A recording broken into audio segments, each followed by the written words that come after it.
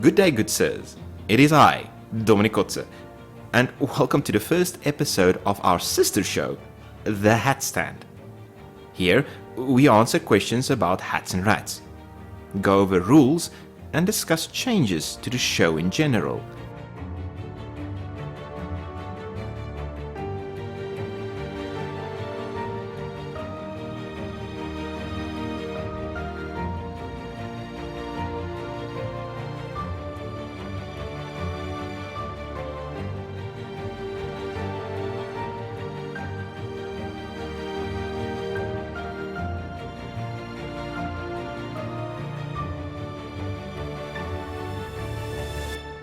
Chris, how are you?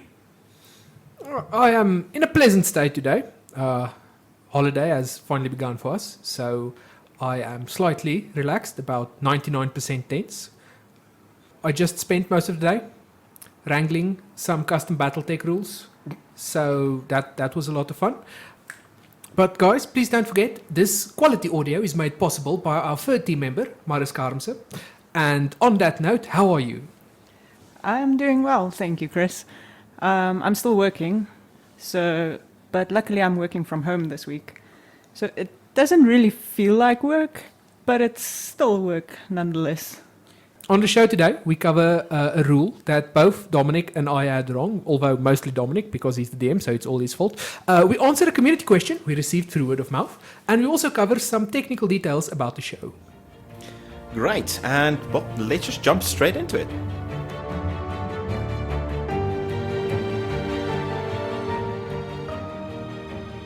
Oh my goodness. Okay. This happened in the last episode that we recorded. Well, second to last. It was the Mama Rat episode. We actually had Mervyn go down. The Mama Rat managed to get in a good critical hit, I think, or something of the such. And downed Mervyn. You started bleeding out.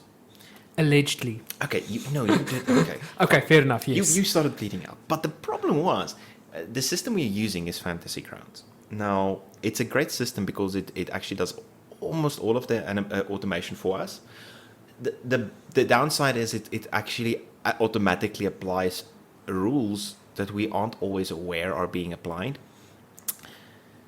And then you just kind of have to deal with it because no one knows all the rules all the time. But I feel a bit stupid about this one because it's actually one of the base rules. Chris, please read us the rule on the page. Okay, so if you would all please turn with me to page 197 of the Player's Handbook, 5th edition. Death Saving Throws. Whenever you start your turn with 0 hit points, you must make a special saving throw called a death saving throw to determine whether you creep closer to death or hang on to life. Unlike other saving throws, this one isn't tied to any ability score. You are in the hands of fate now, aided only by spells and features that improve your chances of succeeding on a saving throw. Roll a d20. If the roll is 10 or higher, you succeed. Otherwise, you fail. Easy enough. A success or failure has no effect by itself. On your third success, you become stable. See below. On your third failure, you die. The successes and failures don't need to be consecutive. Keep track of both until you collect 3 of a kind. The number of both is reset to 0 when you regain any hit points or become stable. Rolling a 1 or 20. When you make a death saving throw and roll a 1 on the d20, it counts as 2 failures. If you roll a 20 on the d20, you regain 1 hit point. That is the part we had wrong. Yes. For different reasons, I presume, but we both misunderstood. I understand your argument. We had a brief discussion about this, and what did you say? You said that the base rule says that if you roll a 1, it's 2 failures. Yes. So logically, now this is what happens.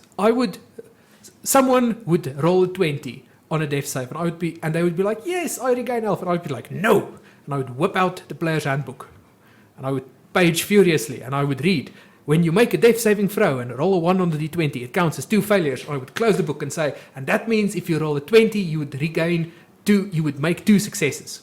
Because logically, if you roll a 1, you make 2 failures, and if you roll 20, I wouldn't read further because I've read the part that I need to read. But we're both wrong, right? Yes, we're both wrong. Yeah, I can't remember why I had it wrong. I just always, I think I just assumed it being as such because of playing in the group we play with. I have a bit of a confession to make.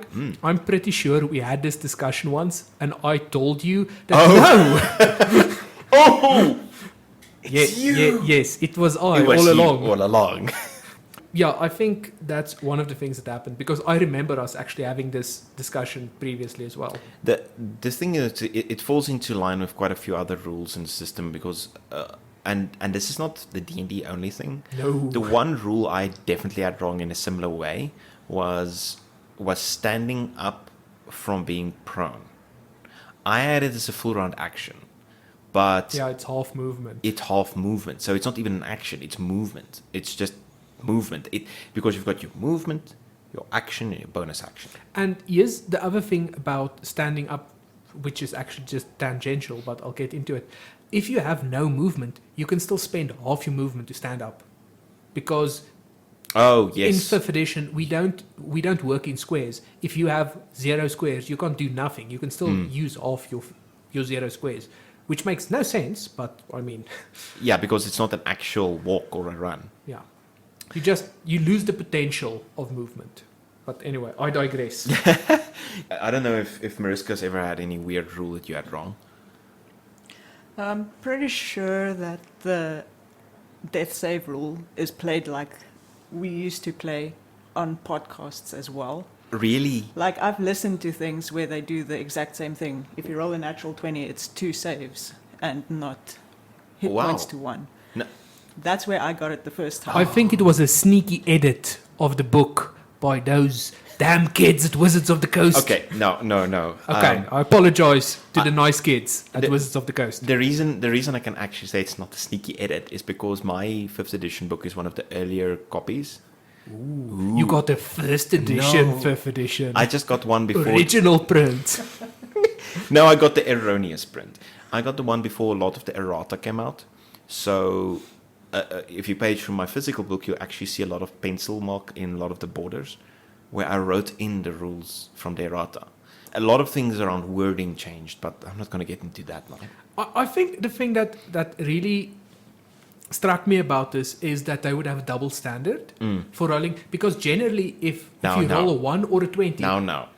hey, Now. The base rule of this has a double standard in rolling a D100. You know this. I'm not touching that. We are not engaging with the D100 question today. Next time on the Hatstand. Yes, 2 hours of us arguing about is a D10 a D10 or a D9. It's a lot of fun. Please join us to die. I'm still salty. You're just about surprised that they would put in a double standard. Yes, because because generally when you roll a 1, it automatically misses, and if you roll a 20, it automatically hits. So rolling a 1 and a 20 is generally the Similar. opposite sides of a coin. They Yeah. do the same thing, good or bad. I listened to. You shall not be named. I listened to Pathfinder podcasts actually, not because of the system specifically, more because of the people. Not the point. The point being is that they discuss a lot of stuff about the Pathfinder system, which is archaic at this point. It's for 3rd edition rules, modified. Hey man, I own a 3rd edition Dungeon Master's Guide. I mean, you too. We have old books. I own all the Pathfinder books essentially, so it's fine. We have problems. Yeah, but we've got the way of. Why do you think we're doing a podcast about this anyway? Because we have too much time, Dominic, and not enough to do. No, we've got no, it's no. That's a lie. That's a lie. Anyway, what I'm trying to say is that they use a different way of handling criticals, and the thing is with them, a dice roll is never just the polar opposite of the other. You can't assume in Pathfinder ever, but in so many rules in 5th edition, you can assume and get away with it. And that's what we keep doing. Well, we think you can get away with it. We might get some comments about, oh no, you don't understand how that role works. You were wrong all along. But it's okay. Fantasy Grounds got it back, man. Yeah, no. It's a completely scripted program. I mean, we just blame the developers over at... Smiteworks. There we go. Thank you so much. By the way, Smiteworks Unity would be nice round about now. Right now would be great.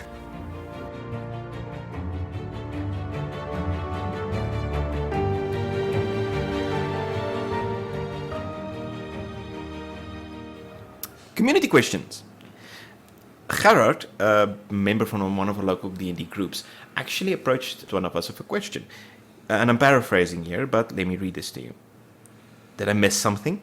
Or did the pilot episode skip a fight? Or some other content? Well, there are more mysteries under Earth than your philosophy could ever have imagined, Horatio. No, yes. We might have missed a few bits of content due to technical issues. Mariske, why don't we miss content? Be honest. Just give it to us straight. I only joined from the second session with my audio equipment. There we go. There we go. Cleaner audio now. Mm-hmm. Yes. Session 1 was Dominic's amazing mic and my even better setup, and we had no one monitoring it, and it was great. Oh, it was wonderful. It is actually up. You can find one of our initial episodes. Although we would not recommend it. Might be hazardous to your health. It can produce a splitting headache. It's actually a bit of a trigger warning for anyone that has auditory issues. Because what happens is the audio from one of us is constantly out of sync, causing a rather severe echo. Yes, and since Mariske joined, it got a lot better. That's a very modest way of saying it went from terrible to good. My one thing though is that despite the technical issues, we did actually cover some content. But for anyone that's listening to this, trust me, you did not miss a lot. We are playing the Sunday Citadel. It's not a vague, niche, out there piece of content. I'm assuming a lot of people are familiar with it, and I mean, there's a lot of content that just isn't interesting. I can actually play act it for you now. It's straight up. I'm the DM, and I'm gonna go. Right, Chris, you've got Mary Fibble and what's her name? Mary Fibble and Mervyn. Mervyn, her name. So the three of you are in a bar. Cool. I would like to buy some sacks. You get some sacks. We would like to talk to some people. You talk to some people. They tell you that there's problems with the farm and that they're apparently goblins and the adventurers gone missing. We will fix these problems and earn lots of money in the process. You run away in the evening. It's about 6 o'clock and you find a massive crevasse. We would like to go down the crevasse and find lots of treasure and kill all the baddies. Surprise! Before you go down the crevasse, a twig blights attack and you had to kill the party. Oh no, this was a bad fight. I wish we hadn't done it at all. You tie a rope to one of the stones and descend into the crevasse. Yay, we have found the Sunless Citadel. Now we shall enter it and do lots of adventuring things inside. You almost fall into a pit and rats attack. We kill them. Yeah, so anyone who wanted to hear the first episode, there you have it. Congratulations. Trust me, trust me, even as rushed as this was way better. Because at least we had good audio quality, so it's not grating on your ears. Yeah, we do try. Yeah, that's pretty much it. With the technical issues, Mariske helped a lot, and we just didn't want to publish something that's annoying to listen to. I mean, it's bad enough to listen to myself each week. Now. Oh, to be fair, Dominic, you have to listen to me quite a lot, so I'm sure I've adapted. It's not white noise. It's just it's easy to listen to. Most people in my life don't really listen to me, so I'm used to that. Okay, moving on.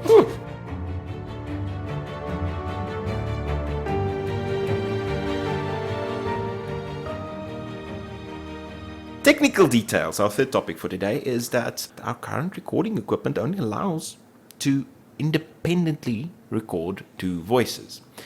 That is because of our current technical limitations mechanically. We only have one mixer. It only has 2 channels. Yep.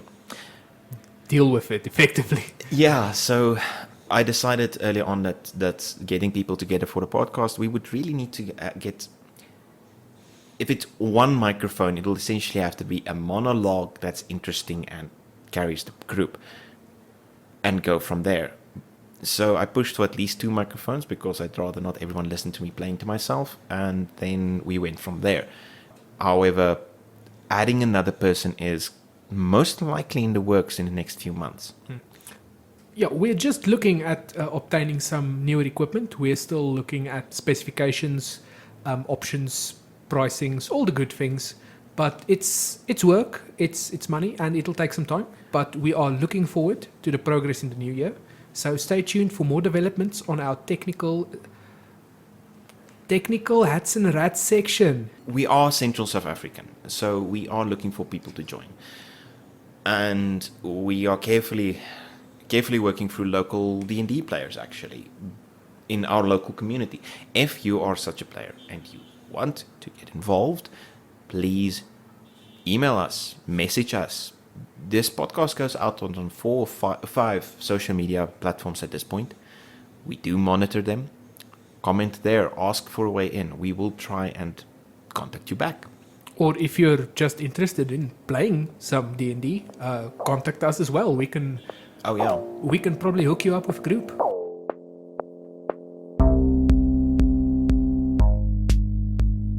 This has been an RN Games production.